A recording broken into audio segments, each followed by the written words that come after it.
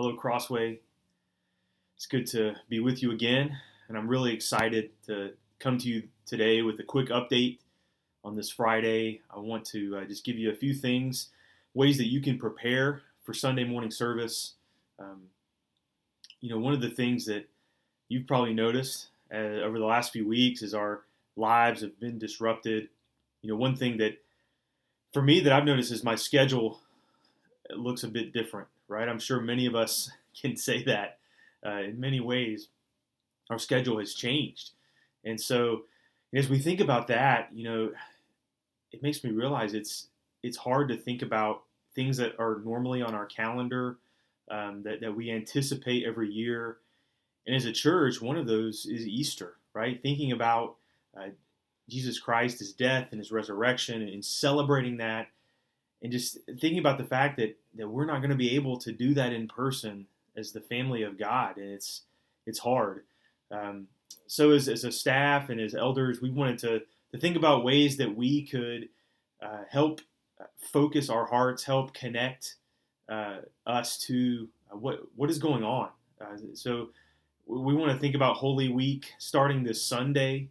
Is Palm Sunday, as we know that in the church, and maybe you grew up celebrating that as a kid, and so that is kind of the first day of Holy Week, the initiation of Holy Week, and so I'm gonna step away from our Acts series this Sunday and do a sermon on Palm Sunday, and as we approach Easter, thinking about what it means that Jesus has he approached Jerusalem, as he approached his death and his resurrection, learning about who Jesus is and how we should view him, things that we should know about him.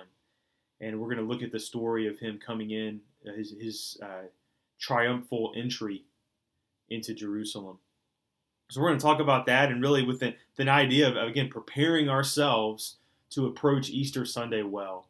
So this Sunday we're going to look at a couple passages that I would invite you to read and maybe be ready for Sunday. A couple of those, one is in Luke chapter 19, verses 28 to 44, in John chapter 12, verses 12 to 19. So maybe you could read ahead on those and be ready for Sunday.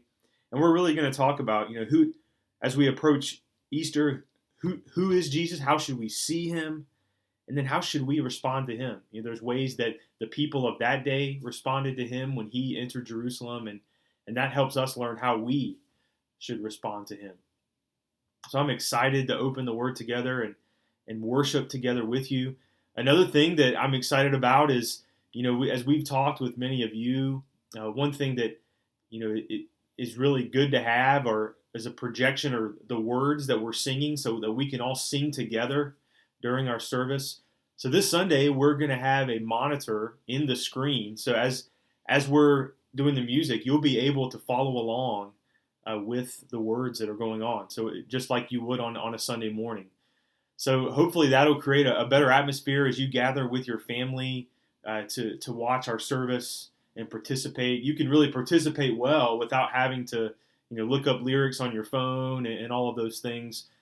So we've created a way where that's possible so that we can have the words and really be more of a community singing together as much as we can. So church, I'm so excited to be with you.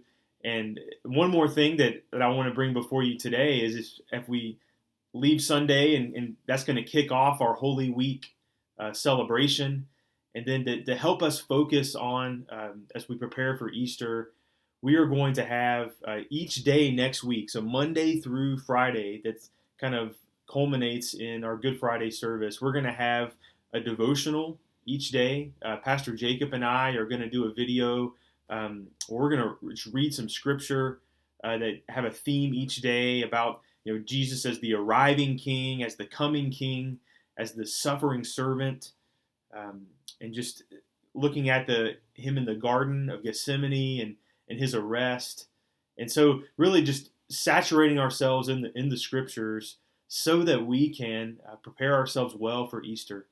Because as we said, our schedules are disrupted, and it's hard for us to,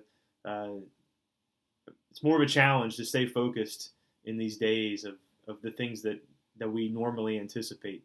So again, I'm excited to gather again with you on Sunday, and again, we're praying for you, and please let us know ways that we can better connect with you, and hope you and your family are doing well. We'll talk to you soon.